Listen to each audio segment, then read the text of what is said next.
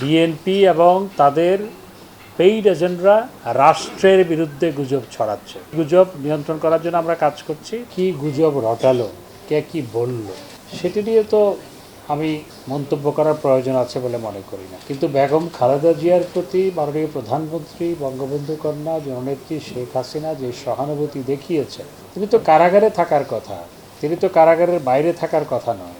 এবং মাননীয় প্রধানমন্ত্রী তার সাজা স্থগিত রেখে তাকে বাইরে থাকার সুযোগ করে দিয়েছেন এবং তিনি বাইরে তার পরিবারের সদস্যরা তার সাথে নিয়মিত দেখা করে, যোগাযোগ করে এবং তার দলের নেতারাও যায়।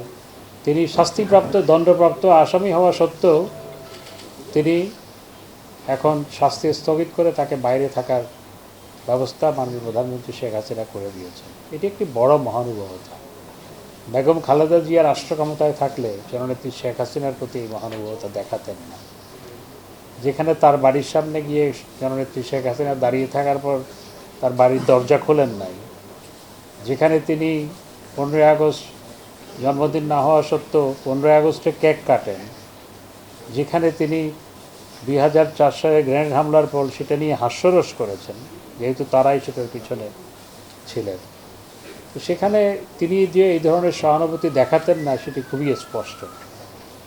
বিএনপি নেতাদের জননেত্রী শেখ হাসিনাকে ধন্যবাদ দেওয়া প্রয়োজন।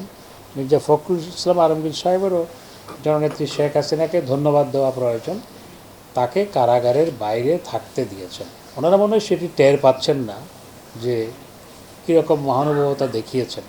তো সেটি তখনই টের পাবেন যদি সাজা স্থগিত রেখে তাকে যে বাইরে থাকার ব্যবস্থা করে দিয়েছেন সেটা যদি বাতিল করা হয়, তখন সম্ভবত তারা টের পাবেন যে কী পরিমাণ মহানুভবতা জননেত্রী শেখ হাসিনা বেগম খালেদা জিয়ার জন্য দেখিয়েছেন। বিএনপির সাথে ডিফার করে পরে নির্বাচন করেছেন। তার ছেলের অভিযোগ, সেটি তো প্রমাণিত হয়েছে, কারণ উকিল আব্দুল সত্তার সাহেবের প্রতি যথাযথ সম্মান দেখাননি বলেই তো উকিল আব্দুল সত্তার সাহেব বিএনপি ত্যাগ করে স্বতন্ত্র নির্বাচন করেছিলেন। দেখুন, বিএনপি যেখানে সমাবেশ করে নিজেরা তো মারামারি করে। চট্টগ্রামে 2 গ্রুপ মারামারি করে ওদের পার্টি অফিস ভাঙচুর করেছে, বিভিন্ন জায়গায় এই সমস্ত ঘটনা ঘটছে। আর তারা যাতে নির্বিঘ্নে সমাবেশ করতে পারে, যে সমাবেশগুলোর মাধ্যমে সরকারকে টেনে নামানোর কথা বলা হচ্ছে, যে সমাবেশগুলোর মাধ্যমে সরকারের পদত্যাগ চাওয়া হচ্ছে, জননেত্রী শেখ হাসিনার পদত্যাগ চাওয়া হচ্ছে, সেখানে সরকার সমস্ত নিরাপত্তা বিধান করছে।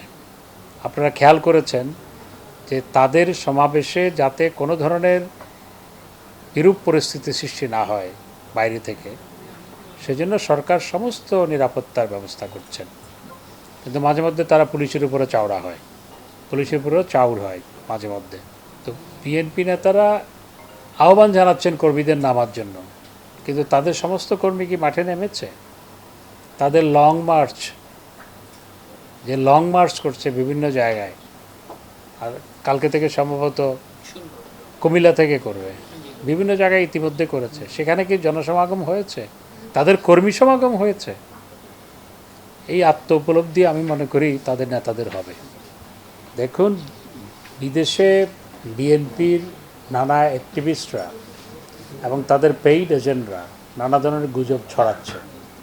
মধ্যপ্রাচ্যে নানা ধরনের গুজব ছড়াচ্ছে। কয়দিন আগে গুজব ছড়িয়েছিল যে ব্যাংকে টাকা নাই, এই জন্য সবাই হুড়মুড় করে ব্যাংক থেকে টাকা তুলে ফেলার হিড়িক শুরু হয়েছিল। এই ধরনের নানা গুজব ছড়াচ্ছে। এই গুজবগুলো সরকারের বিরুদ্ধে নয়, এই গুজবগুলো হচ্ছে রাষ্ট্রের বিরুদ্ধে। বিএনপি এবং তাদের পেইড এজেন্টরা রাষ্ট্রের বিরুদ্ধে গুজব ছড়াচ্ছে। সেই গুজব নিয়ন্ত্রণ করার জন্য আমরা কাজ করছি, তবে এই সমস্ত গুজব ছড়িয়ে খুব একটা লাভ হচ্ছে না।